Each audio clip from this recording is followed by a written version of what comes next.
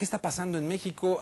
¿Cuál es su visión? ¿Es privatización o no es privatización? Yo escucho los medios allá en Los Ángeles, Radio Fórmula, etcétera, que dicen, ¿cuál privatización? Que el señor López Obrador entienda que no es privatización y que si no hacen esto, dan un panorama muy negro para la energía de México.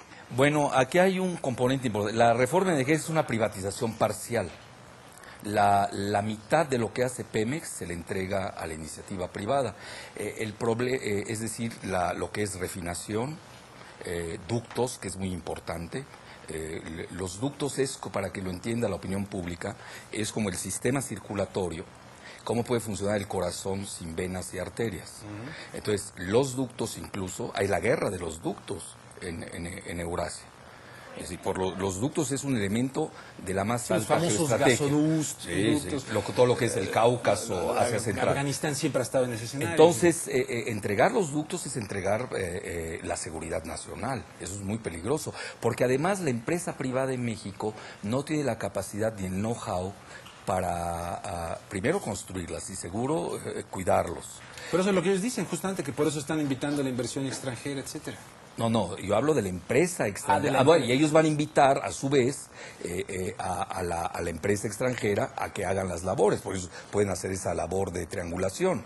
Entonces es muy peligroso en ese sentido. Bueno, eso de que está quebrada Pemex, bueno, pues yo no entiendo cómo una empresa que deja el 10% del PIB, del Producto Interno Bruto, esté quebrada. Dejó 104,000 millones de dólares el año pasado.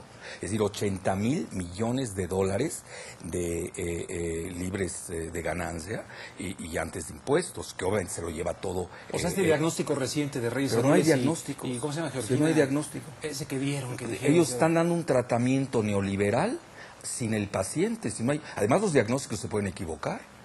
¿Qué garantía hay de que ellos hagan buenos diagnósticos? Además, son los mismos fracasados de hace 25 años los que hoy nos están proponiendo una nueva reforma, que además va en el plan del negocio, y ahorita me elaboro esta situación. ¿Quiénes son los 25 años de fracasados? Estamos hablando de La Bastida Ochoa, es el presidente del Comité de Energía del Senado, ya fue secretario del Patrimonio Nacional, que en ese entonces se llamaba la Secretaría de Energía, con Miguel de la Madrid. Gamboa Patrón fue el secretario particular de Miguel de la Madrid hace 25 años, y hoy es el líder camaral del PRI. Reyes Heroles fue secretario de Energía con Zedillo. Telles Quenzler fue hoy secretario de Comunicaciones, es secretario fue secretario de Energía con Zedillo. Es decir, aquí esto es importante señalarlo.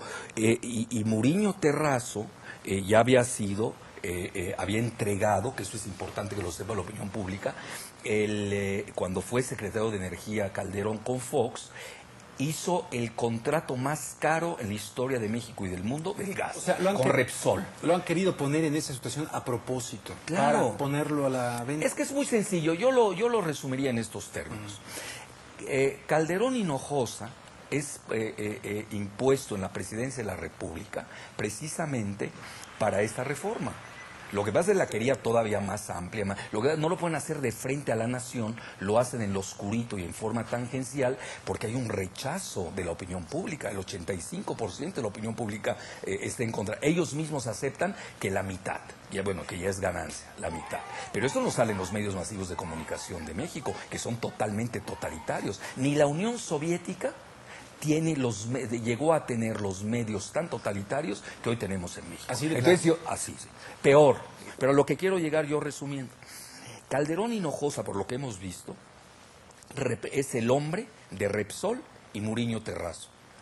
Reyes Heroles González Garza es el cabildero, en México le llamamos coyotes, el cabildero de las transnacionales tejanas, que lo fue en el interludio de cuando fue secretario de Energía y ahora director de Pemex. Luego, Telles Quenzler, secretario de Comunicaciones, es el representante del grupo Carlyle en México, que es un conglomerado de la familia Bush y de Osama Bin Laden, que eso tampoco hay que olvidarlo. Bueno, y luego tenemos que Georgina Kessel, la secretaria de Energía, es una empleadita del Consejo Coordinador Empresarial y del Consejo de Hombres de Negocio de México, que preside Claudio X González, presidente de Kimberly Clark, que es una empresa de Bush y de Salinas. Entonces yo hago la pregunta, ¿y quién defiende a México?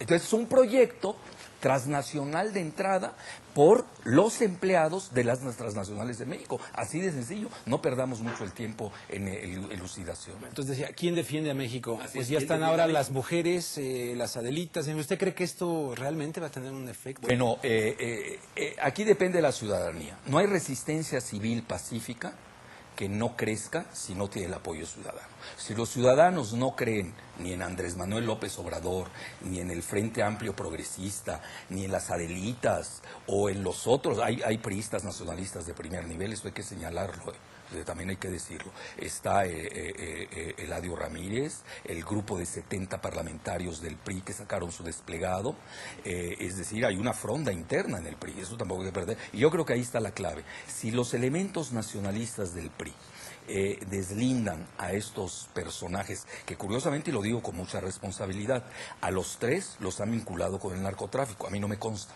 Pero si uno se mete a Google y pone sus apellidos, sale siempre el tema del narcotráfico. Y estoy hablando de Beltrones Rivera, estoy hablando de Gamboa Patrón, incluso socio de Kamel Nasif, y de la Bastida Ochoa, que además ya tenía un escándalo de corrupción con el Pemex Gate. Es decir, son personajes de la escoria los que hoy quieren privatizar en lo oscurito a Pemex. Así de sencillo. Es un gran negocio. Es decir, no olvidemos que hoy el petróleo se encuentra a $100 del barril, pero hay algo más importante que a eso yo sí me dedico. Que estamos perdiendo de vista la dinámica mundial.